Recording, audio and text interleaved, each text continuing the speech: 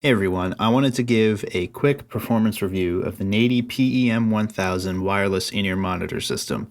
I don't want to go over how to use it or how to set it up or anything like that because you can figure that stuff out by reading the manual or just, using it. I wanted to give some objective information about how it actually performs. I was researching this system and I couldn't find any information about the maximum output level, the noise floor, the frequency response from actual users of it, not just specs in the manual. So I decided to get one and do some tests. The thing that was most important to me was to have a receiver that had a high output level so that it could, drive any pair of headphones loud enough to be heard over, say, a loud rock band. I don't want to talk about specific headphones or even the headphones that come with this. I was just trying to keep it objective and get something that was just loud enough universally. So my basis of comparison was my MacBook Pro. I've used that and put on headphones, multiple different kinds of pairs of headphones, and played music with a band, and that's been loud enough. So I figured if I could get something as loud as that, I'd be good to go.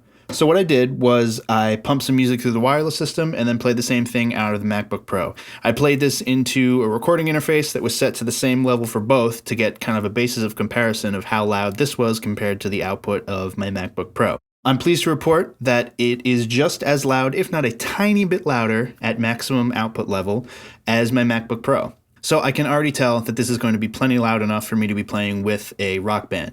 Here's some screenshots of waveforms that I took. The one on the left is the actual output of the MacBook Pro, and the one on the right is the actual output of the receiver on this unit. So as you can see, they have extremely comparable levels. The receiver is actually ever so slightly louder than the MacBook. It's got a couple peaks that come out a little bit stronger, probably just due to a slightly varied frequency response due to the fact that it's wireless. But it's extremely comparable to the MacBook. I can already tell that this is going to be a great performer with a full rock band behind me. So here, I'll let you hear the input versus the output, essentially. So here is the output of a MacBook Pro.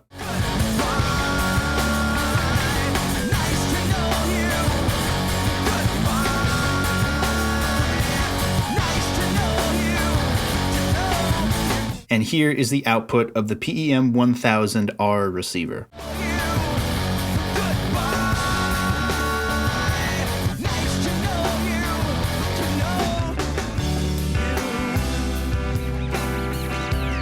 So yeah, the quality is great. You don't hear any big differences whatsoever, certainly not a lot of noise or anything like that.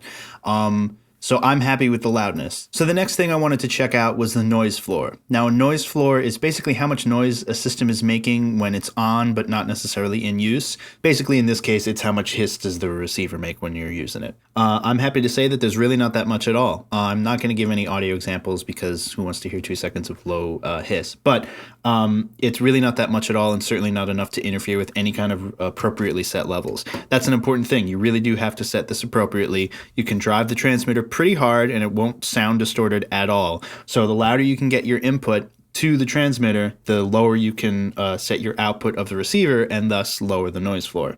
So this is a screenshot of a spectrograph. A spectrograph is something that plots frequency versus time versus amplitude. Dark blue means quiet. Orange means very loud. In this case, you can see that it's almost all dark blue, so there's almost no signal. This is a screenshot of the output of the MacBook Pro.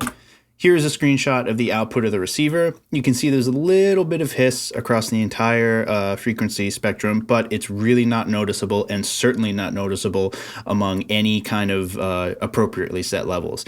Another thing I was worried about was the overall frequency response. I was guessing that there was going to be some compromise just because it's wireless, and I'm happy to report again that there's really not anything major that's going to take away from the performance here.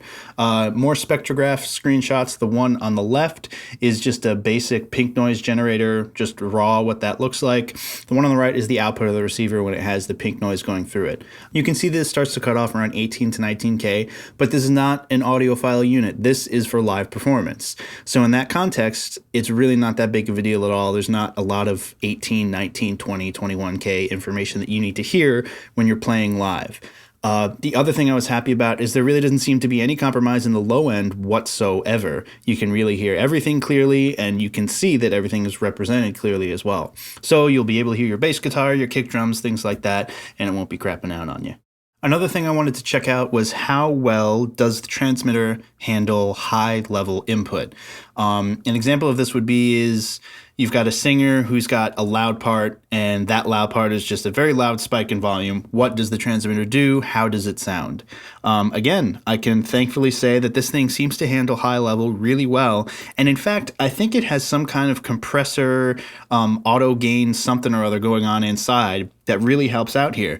What I did was I just gradually increased the input level of a song playing into this to see how it would react. And it doesn't sound that bad. I mean, you can hear a little bit of the compromise in quality. You can hear it's probably too loud, but you don't get any kind of crazy clipping or odd harmonics or weird things like that.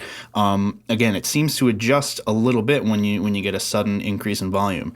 So if a singer sings really loud or a guitar goes really loud or something like that, it's not going to make you deaf. It will sound, perhaps the quality will go out a little bit and maybe everything around it will drop down a little bit, but I think that that's much more preferable to some kind of loud squealing or something like that some of the real cheap units seem to not be able to handle. So here's an example of what it sounds like. Again, I just gradually increased the input until the LEDs on the front of the transmitter were showing that it was clipping, and then brought it down again so you can hear what it sounds like.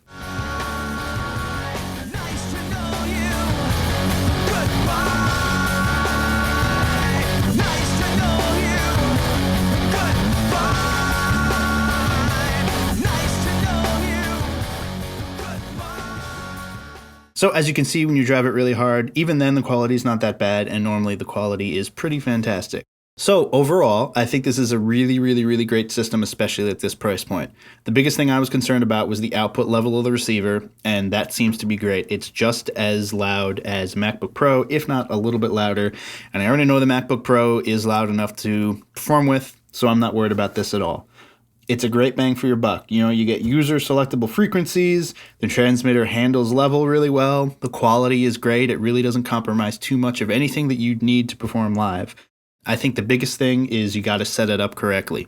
Read the manual, play with it for a while, understand how it works. There's multiple input level selections. There's even multiple transmission power selections. So it comes defaulted on the low. I turned it up to high immediately, and I didn't notice any significant dropouts with any kind of realistic distance. I went outside with it and walked around the block, and there was some static and stuff, but that's through a lot of walls and, you know, a couple 100 feet and stuff like that. So that's pretty unrealistic. Overall, with realistic usage, this thing is great.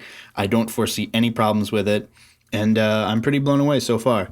So I hope this helps. I hope it's a good objective view at how this thing performs and how loud it is and all that good stuff. So thanks for watching.